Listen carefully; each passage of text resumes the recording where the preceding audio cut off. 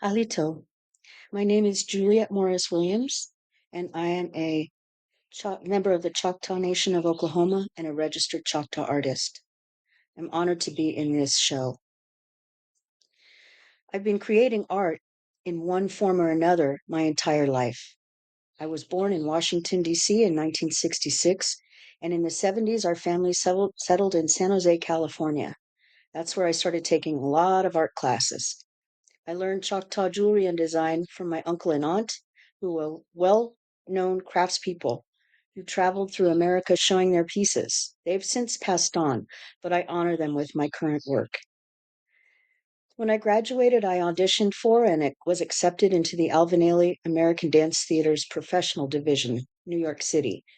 I had an injury while I was there, and that led to a diagnosis of multiple sclerosis years later. Later on in life, I settled in Nevada City, California, where I currently live. I started a community art gallery at the Miners Foundry Cultural Center here, and Nevada County artists can show their work. I returned to working full time at my art and my love of clay and figurative sculpture.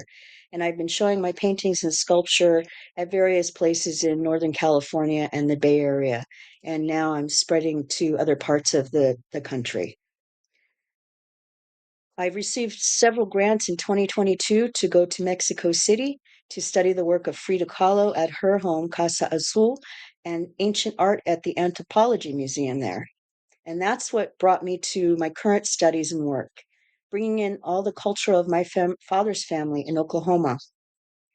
This new work focuses on Indigenous women of Northern and Central and Southern America. Basically, it's called Mujeres Divinas, Indigenous Women of the Americas. I work mainly with handmade paints and pigments, naturally dyed cloth, and clay. I dig as much clay as I can and don't try not to use store-bought clay. My feeling about this is it's important to understand all aspects of the creating process. And by making everything, I feel much more connected. My Choctaw heritage has been a part of my work and life without me even having to think about it. The experiences my parents gave me, the work and my aunt and uncle taught me, and the great, rich education I received while traveling always gave me a feeling of roots. I feel at home when expressing myself. Things flow naturally and easily. My current work is taking me further into the past with research in ancient designs of the Choctaw people and others of the southeastern United States. My series Mujeres Divinas was almost a meditation. I felt the need to do it. After my mother passed, it really felt important for me to hold on to my roots and to stay grounded there. So felt compelled to honor Indigenous women and what they do for their communities. It was natural. The two pieces in this show, the first one is called Mother, and she was also the first piece I created after my mother passed in January 2024. It gave me peace and solace and comfort to create her, and I felt grounded when I was doing so. She was also created in honor of Roxanne Swentzell, who's a Santa Clara Pueblo artist and agricultural activist. She works very hard to provide natural food to those on the Pueblo and educates them on healthy indigenous food choices.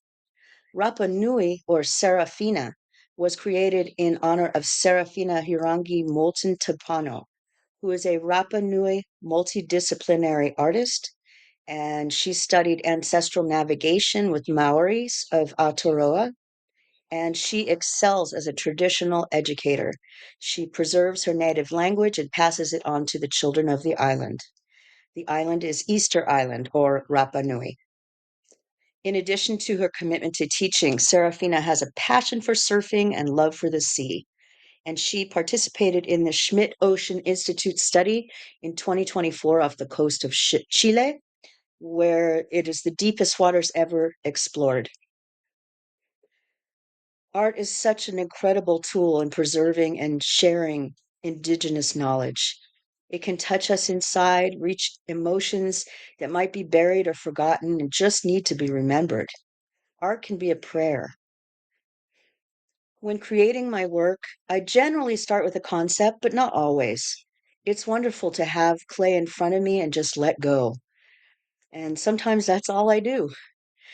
But once I have the concept and I've made things and I've decided on what I'm going to do, the next step is to create a maquette or a smaller piece that is the smallest version of the piece. And once that's fired and I can see what it will look like, I start the final piece.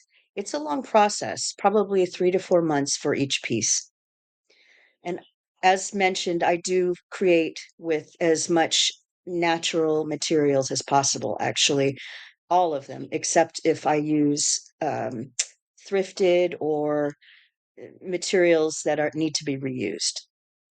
In terms of living with multiple sclerosis, it's taught me a lot of patience, just like the clay. And I live independently. I stay as healthy as I possibly can. And because I have problems with my hands, clay is one of the best physical therapists. It exercises my weak hands and helps me to go slowly. If anyone out there has a disability and still wants to do your art, be patient, be positive, and know that you might have challenges, but they make you unique and special. And you can find the ways that will make you the greatest you can be. Don't be afraid. In terms of young people looking for others in their cultural vicinity who wants to explore art, there are lots of amazing artists out there from all tribes. Try looking some up, and a lot of them have Instagram pages. And don't be afraid to ask questions. You might be surprised. You might gain a mentor. And in terms of what I would love for people to see in my work, I hope that the women featured in my pieces might give you ideas, other things about those in your communities who might have done things that you might want to honor or help, because we are all special and we all deserve to shine. Thank you so much for being here, and I hope you have a wonderful, wonderful time. Yakoki.